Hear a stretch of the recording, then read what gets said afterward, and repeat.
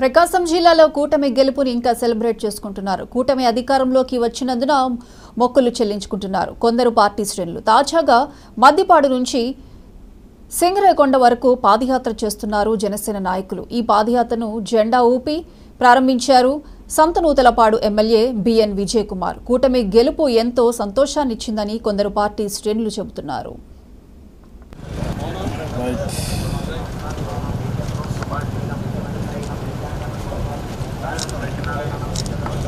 B N Vijay Kumar గారి నాయకత్వం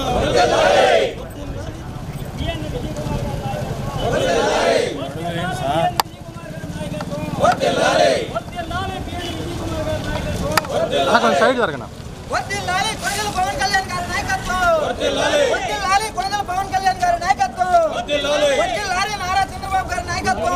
మా కోరికను మన్నించి ఈ కార్యక్రమానికి వచ్చేసిన పెద్దల గౌరవనీయులు ఎమ్మెల్యే గారు బిఎన్ విజయ్ కుమార్ గారికి మిగతా పెద్దలందరికీ స్వాగతం సుస్వాగతం.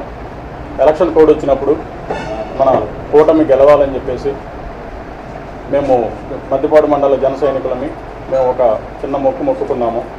అదేమిటి అని అంటే మద్దిపాడు నుంచి సింగరకొండ ఆంజనేయ స్వామి గుడి వరకు నడుచుకొని వెళ్ళి నారా చంద్రబాబు నాయుడు గారి పేరు మీద పవన్ కళ్యాణ్ గారి పేరు మీద పూజలు చేయించి మా మొక్కుని మేము తీర్చుకోవాలని చెప్పని అనుకున్నాము. అలాగే మేము అనుకున్నది అనుకున్నట్టుగా ప్రజలు ఒక రాక్షస పాలనని దూరం చేసి ఒక మంచి పరిపాలనని తీసుకొచ్చారు కాబట్టి, మంచి మ్యాండేట్ ఇచ్చారు కాబట్టి మేము అనుకున్నది అనుకున్నట్టుగా ఈరోజు మా కార్యక్రమానికి మేము శ్రీకారం చుడతా ఉన్నాం. థ్యాంక్ యూ, ధన్యవాదాలు. ఈరోజు ఈ ఎలక్షన్స్ తర్వాత తెలుగుదేశం, జనసేన, బీజేపీ కూటమికి అద్భుతమైన మెజారిటీ వచ్చింది. దీన్ని మనం ఆలోచిస్తూ ఉంటే గత పరిపాలనలో ఎన్నో అరాజకాలు జరిగాయి. ప్రతి ఒక్క ప్రజలు, ప్రతి వర్గము, ప్రతి ఓళ్ళు మాకేదో అన్యాయం జరుగుతుంది, ఇంకొకసారి గవర్నమెంట్ వస్తే అనే ఉద్దేశంతో తెలుగుదేశం కూటమికి 164 స్థానాలు ఇచ్చారు.